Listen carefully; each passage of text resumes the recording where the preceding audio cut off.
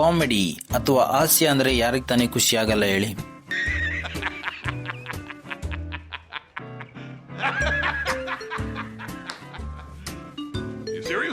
ಅದರ ಕಾಲಕ್ಕೆ ತಕ್ಕಂತೆ ಟ್ರೆಂಡ್ ಆದಂತ ಕೆಲ ಕಾಮಿಡಿ ಇದೆ. ಆ ಕಾಮಿಡಿ ಬಗ್ಗೆ ಇವತ್ತಿನ ವಿಡಿಯೋದಲ್ಲಿ ಮಾತಾಡೋಣ. ಇನ್ನೇನು ತಡ, ವಿಡಿಯೋ ಶುರು ಮಾಡೋಣ ಬನ್ನಿ. ಅದಕ್ಕಿಂತ ಮುಂಚೆ ನಮ್ಮ ಚಾನಲ್ಗೆ ಸಬ್ಸ್ಕ್ರೈಬ್ ಆಗಿಲ್ಲ ಅಂದರೆ ಸಬ್ಸ್ಕ್ರೈಬ್ ಹಾಕೊಳ್ಳಿ. Welcome to Aim studios. ಜೋಶ್.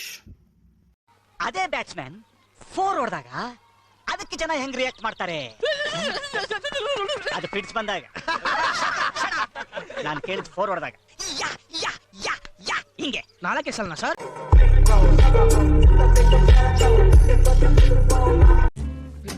ಜೋಶ್ ಸಿನಿಮಾದ ಈ ಕಾಮಿಡಿ ಆ ಟೈಮಲ್ಲಿ ಸಖತ್ ಟ್ರೆಂಡ್ ಆದಂಥ ಕಾಮಿಡಿ.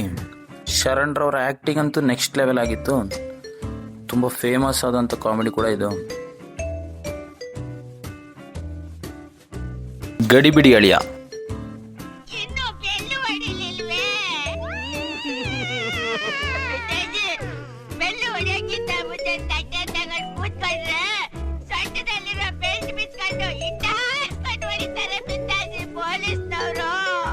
ಏನು ಅದ್ಭುತ ಆ್ಯಕ್ಟಿಂಗ್ ಅಲ್ವಾ ಟೆನ್ನಿಸ್ ಕೃಷ್ಣ ಮತ್ತು ದೊಡ್ಡಣ್ಣ ಅವ್ರದ್ದು.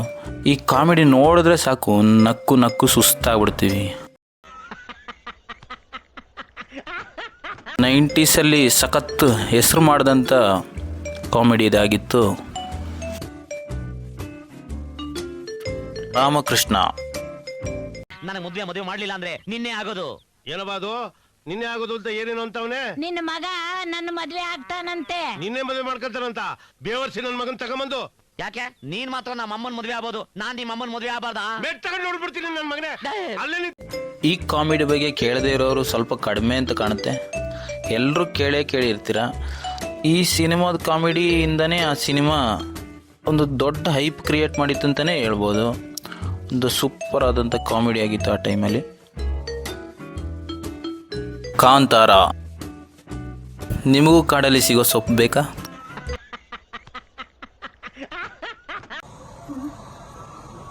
ಕೂದಲು ತುಂಬಾ ಹೋಗಿದೆ. ಕಾಡಲ್ಲೊಂದು ಸೊಪ್ಪು ಸಿಗ್ತದೆ. ಈ ಸೀನ್ ಯಾರಿಗೆ ತಾನೇ ಮರೆಯೋಕ್ಕಾಗುತ್ತೆ ಹೇಳಿ. ಈ ಸಿನಿಮಾದಷ್ಟೇ ಫೇಮಸ್ ಆದಂಥ ಕಾಮಿಡಿ ಕೂಡ ಇದು.